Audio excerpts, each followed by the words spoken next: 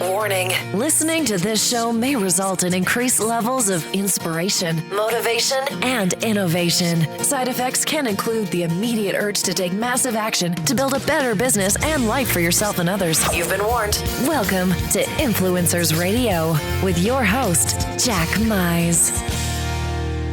And welcome back to another episode of Influencers Radio. Well, throughout the country, the real estate market is hot right now.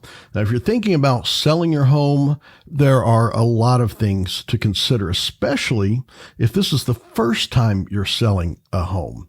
You know, you probably had a lot of questions when you were a first-time home buyer, but you probably have a lot more as a first-time home seller. Well, that's what we're going to be talking about today because my guest is Rosalyne Chatman. She has been a realtor for 23 years servicing the Maryland, Washington, D.C., and Virginia areas. And she specializes in educating and assisting first-time home sellers navigate the selling process from preparing homes to sell, showings, negotiations, and getting to the closing. She's helped hundreds of sellers achieve their goal so they can move on to the next phase of their lives. Rosalyne, welcome to Influencers Radio. Well, thank you so much for having me. Well, I got to say, you know, this real estate market is really something else right now. And, you know, like everything, you know, there's booming times and then there's slower times. So I'd like to kind of cover both of those, but I'd really like to kick it off by asking you, you know, what do you see are the biggest misconceptions that first-time home sellers have as they start heading towards this process? Thank you so much. And that's a very good question. And that's the question that they ask themselves, where do I begin? Of course, the first thing is to speak with the realtor, but you don't wake up one morning and say, I want to sell my house today. So you've already been thinking about it. And you've been thinking about that list of items that you've let go for years. You know, typically that honey-do list. You're asking yourself, well, do I need to take down my personal photos because I don't want to have that issue of them knowing who I am and them not liking me, you know, neutralizing the home. So do I need to do that? You ask yourself, do I need to finish the basement?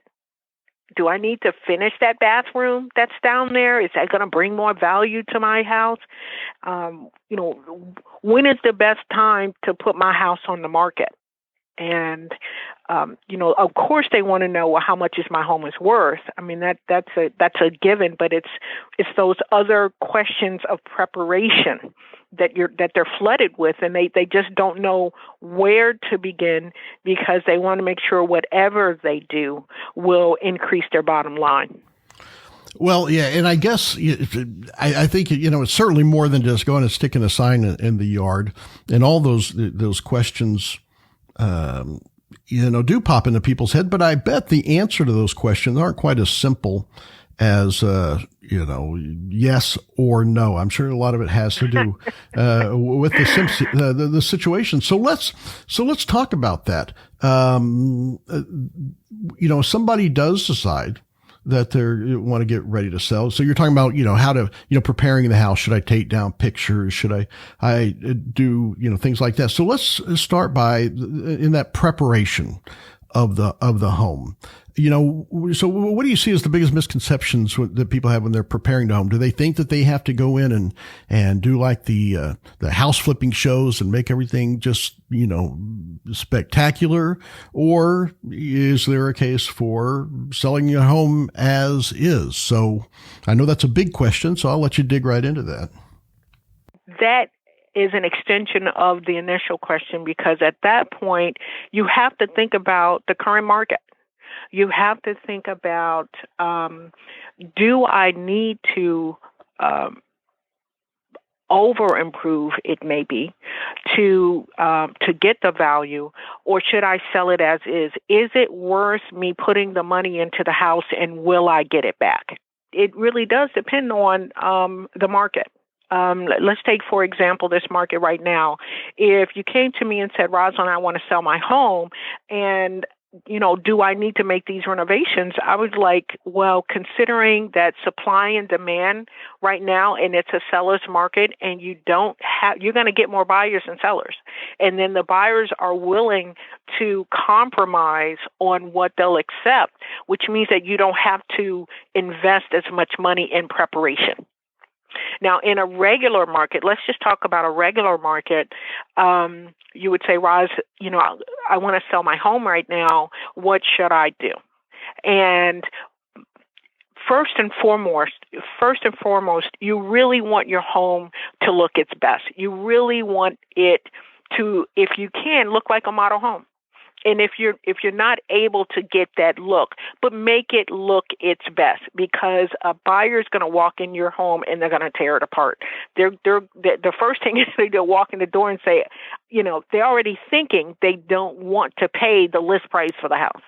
So what you want to do is to make it shine, make it show its best, and that way they can see the value. And those markets vary. And that's one thing that people don't understand. When you hear information on the news, it's really kind of a general statement. Markets are different from east to the west coast. You're looking at market from $200,000 to a $2 million home, and what condition that can be. Here on the East Coast, a $400,000 home is small compared to what you would get in Texas. So it's all relative, and that's information that you'd really need to get from your realtor as well.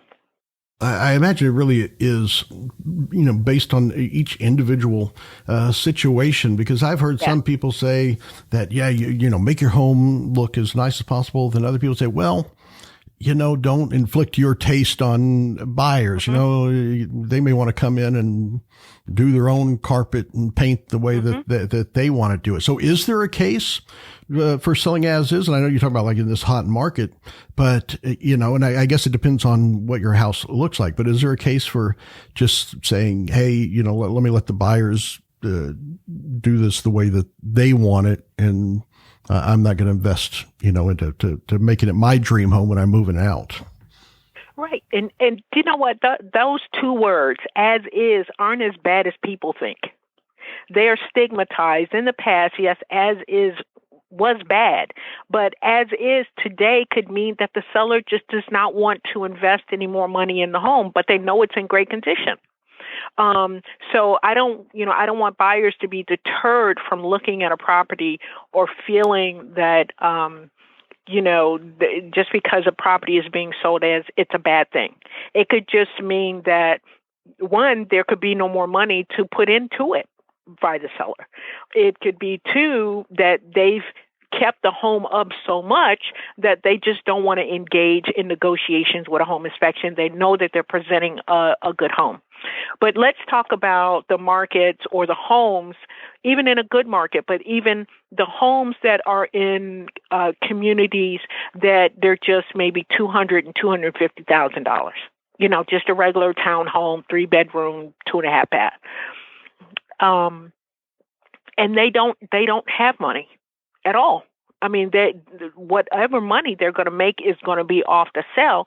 So they're going to have to sell it as is and hope that, one, it will pass the appraisal, and there won't be any repair issues there. But two, the current condition is the best that they can do. And that's the realization of the real estate market, that everything you see on TV, the glossy and beautiful and pristine, that's just not the real world. And I guess there's also a difference in considering whether it's, as is structural issues versus as is cosmetic issues, right? Absolutely. And structural is a bad word. So when you're getting into as is structural, we're looking more at a conversation I'll have with the seller. That's like, look, there's two ways in which you're going to be able to sell this home. One of them, it's going to be an investor, because you have structural issues, and an owner-occupant loan or mortgage will not allow for this to pass the appraisal. So if you can, too, get a rehab loan. They have renovation loans for owner-occupants so that you can borrow the money to make the repairs if you're a buyer. And just to clarify, when we're talking structural issues, you're talking about things like roofs and foundations and plumbing or things like that. Is that can it fall into the structural? Well, we don't call plumbing structural. Okay. That's more like general. But when we're talking about the structure, we're talking about cracks, we're talking bulging walls, things like that. Something that that questions the safety and the ability to live in a home. Okay, and then but cosmetic wise, then as is a lot, not quite as a dirty word. Yeah, we're talking, purple paint versus the beautiful neutral colors. We're talking an outdated kitchen versus, granite, stainless steel, that kind of thing. And the kitchen can still be functional.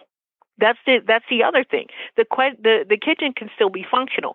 And let me just say this again with the as is. Some people may want as is with as far as a kitchen and bath. They can come in there and make the home their own. So instead of all the work that you've done for your enjoyment, when a home's been upgraded, some people, they're buying a home for the first time. They want to go in and they want to build their own taste in it. So those are conversations I have with sellers, and based on their motivation, will also determine how they choose to sell the house. So it sounds like there is no across the board answer. That the real answer is it depends, and I guess that's why you need to engage a realtor to help you make those decisions that's best for your situation, I guess. Yes, I'm glad you said that, because there are times I've had conversations with my clients, and it seems like they ask you a question, and they really just want a yes or no answer, and you can't do it because there are too many circumstances that can alter anyone's situation, and what you want to do is try to prepare them. You can't fully prepare them, but to let them understand that everything in real estate is negotiable, and as long as both parties agree. All right, so that's where you bring up a good point. So let me ask you some other yes or no questions that there are no yes or no answers. So let's talk about. You had brought up about the time to sell. So is there a magical best time to sell a house? Well, let's just say typically, and I've been in the business 23 years, typically it's the late spring, summer, and early fall. That has always been the peak time for selling. One would say, that's the time when school is out, and, people don't want to move while kids are in school. So during the summer, the military, when they were really doing a lot of PCSing, they would have house hunting trips in April. I mean, it was really crazy. They'd give them up to 10 days for the area they'll be PCSing, and they would allow them to go and look at a home, and it would be a mad rush in April. So how it would go is you've got, as I said, late spring, summer, early fall. It'll start to taper off some. Then we get into the holidays. Now, real estate goes on 365 days a year. Please don't misunderstand that. But when you get into the holidays, it tapers off because, people are visiting. You don't want people in your home, especially around Christmas time. You've got gifts and trees and all of that. So it slows down a little. But then right after the first of the year, the phone starts ringing. Okay, I'm ready to put my house on the market. What do we need to do? So the conversation starts then. And then you just flow back into it. But, if you look at what's happened in this year with COVID, it was the complete opposite. Even last year, we had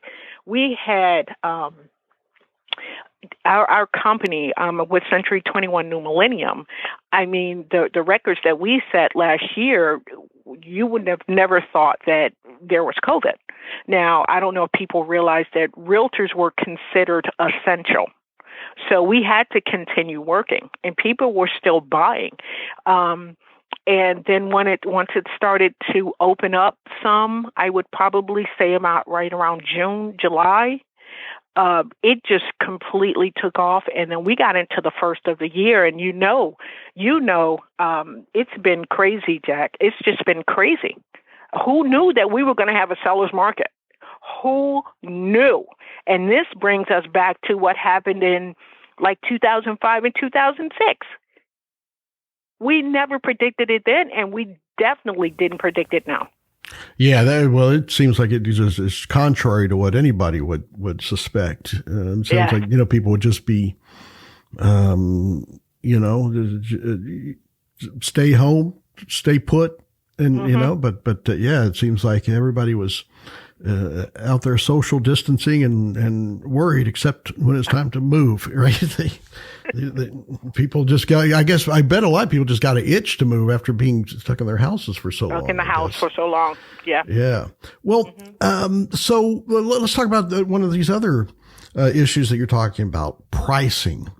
And I know that that's probably one of the toughest pills to swallow if somebody thinks that their house is worth more than it actually is.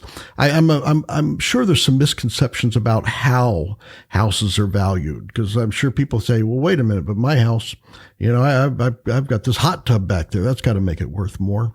So what are some of those misconceptions about pricing homes, and what are some of the more realistic ways for people to approach that? Okay. So pricing homes, I want everyone to understand that the market analysis that a realtor completes on behalf of the seller when we meet is different from an appraisal. So what we as realtors do, we go in to the multiple list system, and we go back 6 months of market activity for that particular home in the community that they're in, or maybe we have to stretch out a little bit depending if there's no activity there. And from that, we compare square footage, the number of bedrooms and baths, the type of home. A colonial versus a rancher, we would not compare that. So you're looking at this, and you're also looking at the condition. Hopefully that the listing has photos, so you can see the upgrades. Sometimes there's just one picture. But with that, again, we go back 6 months, because that's the same period of time that an appraiser goes back. And that gives you the realistic view of what's been sold, what's currently under contract, and what's active. And from there, we try to, as best we can, give a pricing of what we feel that the house will sell for. Now, that is our opinion. From there, we take into consideration what the homeowner wants. It's always ultimately the homeowner's decision and their motivation. The seller could say, this is what I want for my house, and I'm not moving from it. And the market could be moving around them because they're adamant about their price. But what you want to do is the obvious information will allow the seller to see what they could possibly expect from the sale of their home. So, it sounds like the home's value, or what it can appraise for, is I guess somewhat fluid, and it's always measured against what other similar homes in the neighborhood have sold for, right? It has less to do with the upgrades and things that you have as much as it does, what has this floor plan been selling for in this neighborhood for the last 6 months? Is that accurate? Well, it's partially true. The upgrades do make a difference. Now, whether we're talking a Viking stove versus GE, a Viking, appliances are high end. But we're talking whether you got Formica, you never updated the kitchen versus you've invested in the kitchen. So kitchens and baths always bring value. Or you have the basement, whether the basement's finished or not, which adds square footage, which brings value. Do you have a roof that's been replaced and one that hasn't, or even in the last 5 years, it still brings value. So yes, they are. We as realtors, we're looking at those things because if you buy a house that hasn't been upgraded, now you've got to look at how much money it would take to bring it up to where the other one will sell or has sold. So you can't expect, if you're comparing two homes, you can't expect them to be the same in sales price if one has not been upgraded and one hasn't. That's why we're saying it, hopefully it has pictures so we can see if there were upgrades in it. And also that depends on, one, the motivation of the seller.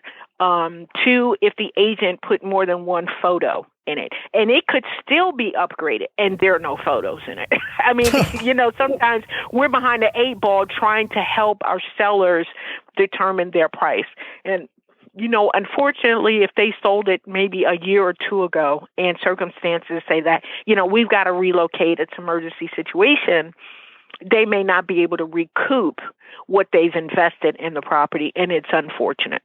So a lot goes into trying to price a home correctly for sale, and we try to get as close to what we believe the appraiser will do based on the same type of data. But the comparison is completely different and very different methodically.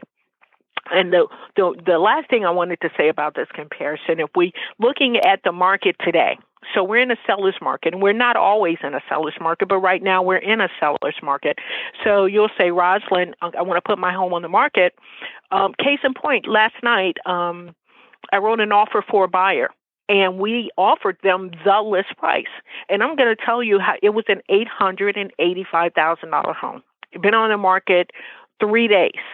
We gave them full price, did not ask for any closing help. Of course, you want to have an inspection for almost $1 million home, but definitely for well and septic.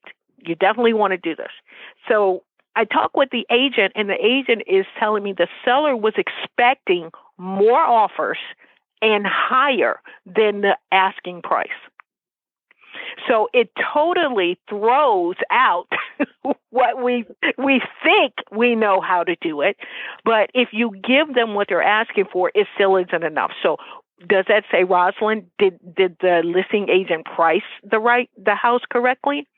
I would say she did, but let me go back to that expectation or motivation of the seller. It's an unknown. So pricing, it's a tricky game.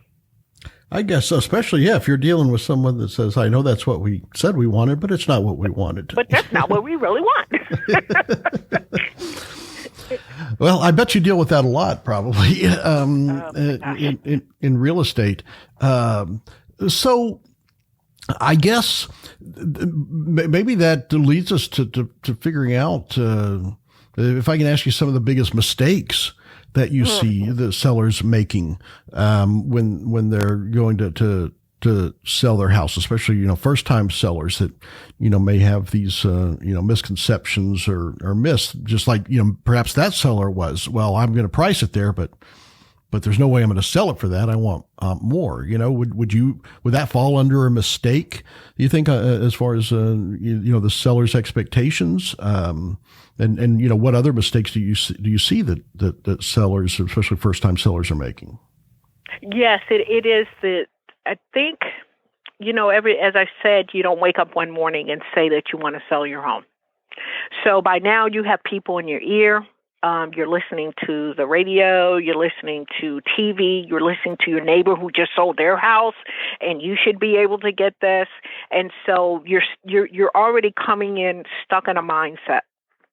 And that right there is a mistake, because you have to be open to what, as you said, what's fluidly happening in the real estate market. So in speaking with a realtor, It's our responsibility to help you to see that. What we can't change is what you're already thinking. You would have to be open to do that. So the first mistake is having that locked mindset coming into the process and not willing to budge. I've mentioned how a seller could be adamant about a price. This is what I want. So I don't care what they bring me. If I don't get this, it'll sit on the market. But what you don't realize, as long as it sits on the market, you're still spending money. So the money you think you're saving or you're going to receive as a net, you still got to pay mortgage every month. You still have to pay the utilities. All of that accumulates month after month. And when it's offset by what you think you're saving, are you really saving? Is it going to make any sense because you're stuck on a price? So that has been the number one thing that we realtors have to try to work around is a seller being adamant. The second thing is, I'm going to sell the property as is. And if they don't want it, then they can just go buy something else. All right. Not being open to negotiation is the other issue. And I know that's a part of the first one, but that was specifically with the price. A sales price does not make the contract. It's the totality of all terms that make a contract. So just because I offer you what you ask me, it doesn't mean like, okay, I'm asking $10,000 in closing help. It's still taking me away from my net price. So we have to look at the contract as a whole and not at face value. The last thing that I wanted to mention, one of the mistakes they make is if they do repairs, they don't get licensed and insured contractors.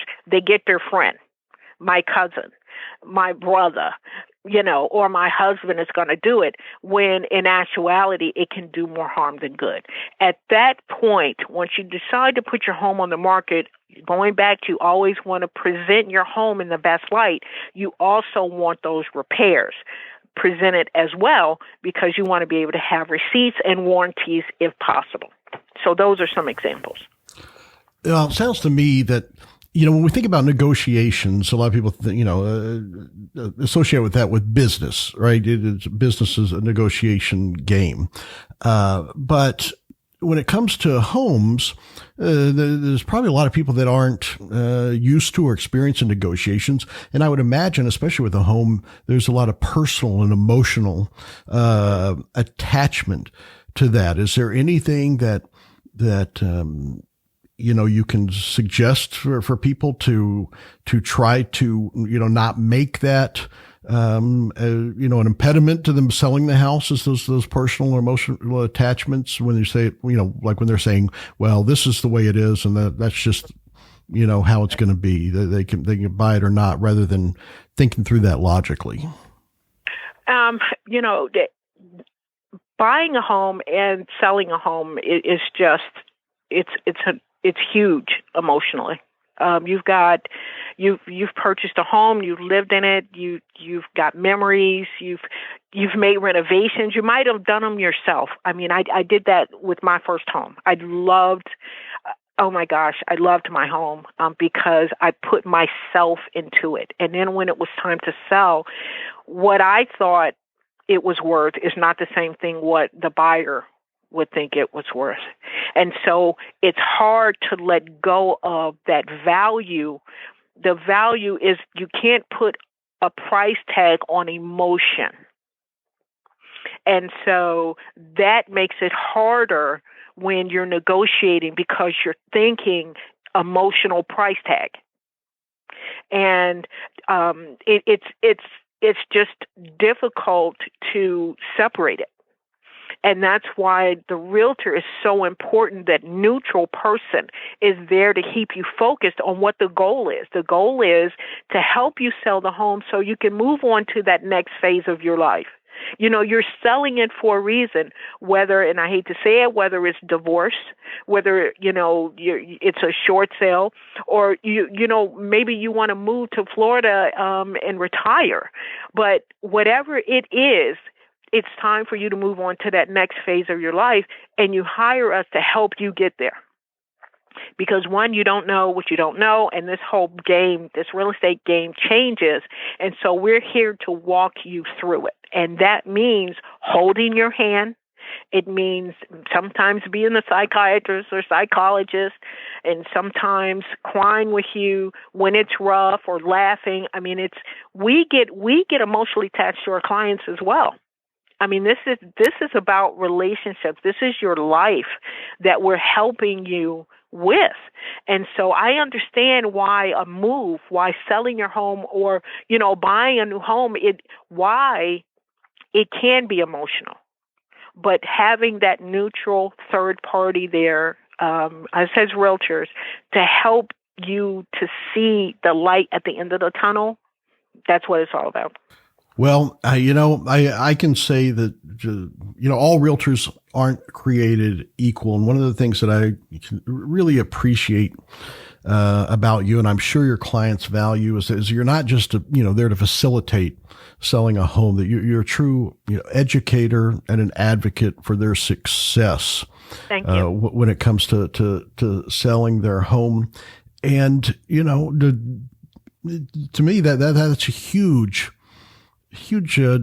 difference maker when you're talking about something as significant as selling that home, especially selling that first home.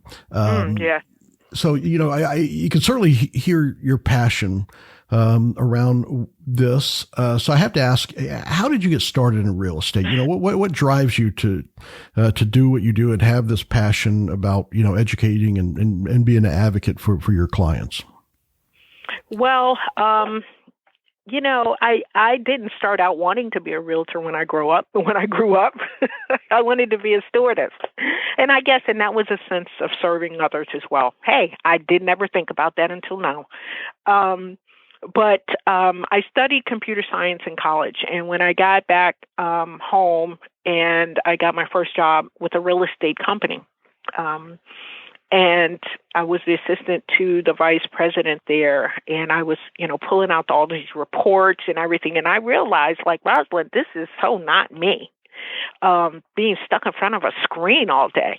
I just wanted to be around people, and I wanted to help people. And so what I ended up doing, I ended up getting a job. My first job in real estate was an assistant manager in commercial property. And I was 25 years old, and my boss was 26. And the light came on. It said, Rosalyne, wait a minute. I mean, I just kind of fell into it because, your skill set around 25 back in the day, because that was in the mid 80s. Back then, you were kind of finding yourself. And so clerical work was always, you learn how to type, you can get a job. And so with the knowledge that I did have and the potential, I was able to get that job as assistant manager. But it dawned on me that there was something there. And so I got into residential condominium management. I got my own building. And it just started from there. And, over time, I've done condominium management. I've done regular apartment rentals. And someone suggested that I get my real estate license. And I ended up going back to that same company that I had started with when I got out of college. And that's when I got my license in 1998 in January. And since then, I'm from Arkansas, and I think part of how I was raised and just how we are there, that Southern, whatever it's called, it's there. And I just want to help people. I just want to serve people. I just want to make sure that they're happy. And I am a Christian. It just comes naturally. It's just one of my gifts to help other people. And however I need to do that is what I want to do. Well, I'm certainly sure that your clients are happy that you took that route as well. And Southern hospitality, that's what Thank comes you. to me, and you can certainly hear that, when you're talking about this. And I can tell it's truly important that, that your clients come first, and you truly are invested in their happiness. So if someone is in that Maryland, DC, Virginia area, and they want to find out more about Rosalyne Chatman, or perhaps they're thinking about selling their house or even buying a house, what's the best way for them to find out more?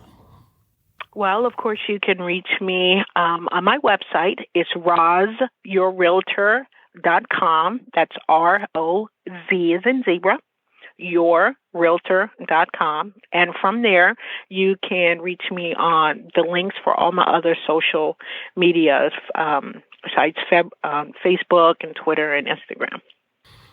Oh, fantastic. Roz, I got to thank you for coming on today and sharing this information, and being that educator and advocate that you are. It definitely gives people a lot to think about, in today's hot market, and also when the market slows, because it always does come around. So thank you very much for coming on and sharing this today.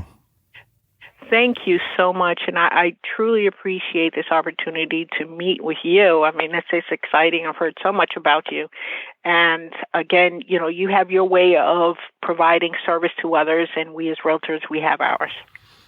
All right, folks, there you have it. Definitely check out Rosalyne Chatman, especially if you're in that Maryland, DC, Virginia area. Again, that website is rozyourrealtor, ROZYOURREALTOR.com. We'll have that link on the show post, along with the links to her social media, so you can connect with her there.